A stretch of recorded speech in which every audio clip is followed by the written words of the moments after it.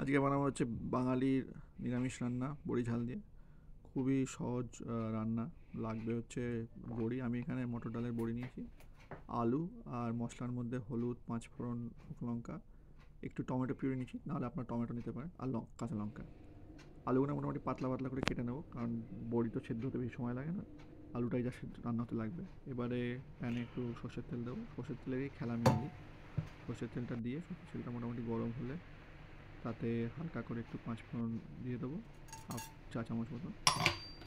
আর তার সাথে একটা শুকনো লঙ্কা, আপনারা বেশিও দিতে পারেন, আমি একটা শুকনো লঙ্কা দিচ্ছি। দিয়ে একটু নেড়ে দিয়ে তাতে আলুগুলোকে হালকা হালকা করে ভেজে নেবো।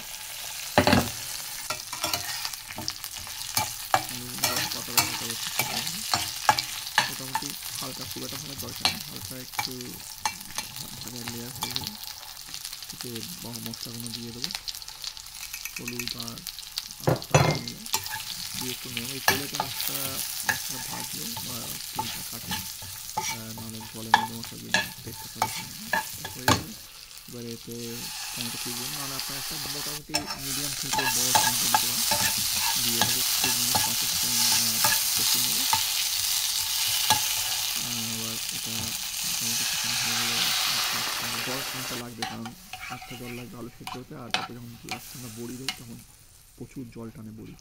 তো এটা জলটা দিয়ে আমরা অল্প নুন দিয়ে দেবো স্বাদ অনুযায়ী, দিয়ে এটাকে দুটো কাঁচা লঙ্কা ফেলে দেবো, ফেলে হালকা একটু কাঁচা সরষের তেল দিয়ে দেবো, এটা মোটামুটি টেস্টটাকে একটু এনহ্যান্স করবে। সরষের তেল মোটামুটি 1 টিস্পুন দিয়ে সেদ্ধ করবো। এই সেদ্ধ হচ্ছে আমাদের অরিজিনাল দিয়ে হচ্ছে, জাস্ট একবার দেখে নেবো কেমন সেদ্ধ হয়েছে আলুগুলো, খেতে দেখেই বোঝা যায় এটা আমার কোনো টেকনিক মার। আরও 5 মিনিট হয়ে গেছে, মোটামুটি রান্না রেডি, আলুগুলো সেদ্ধ হয়ে গেছে।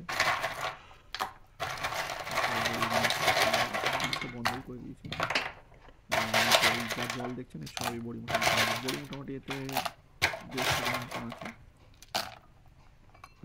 মটর ডালের বড়ি, আপনারা নাহলে কড়াই ডালের বড়িও দিতে পারেন।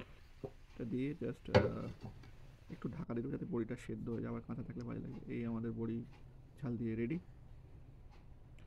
এটা মোটামুটি ভেজ দিনে বেশ একটা ভালোই রান্না খাওয়ার জন্য। আপনারা বাড়িতে ট্রাই করবেন, করে আমাকে কমেন্টসে জানাবেন কেমন কেমন হলো। দেখার জন্য ধন্যবাদ, আবার পরের ভিডিও দেখা হচ্ছে,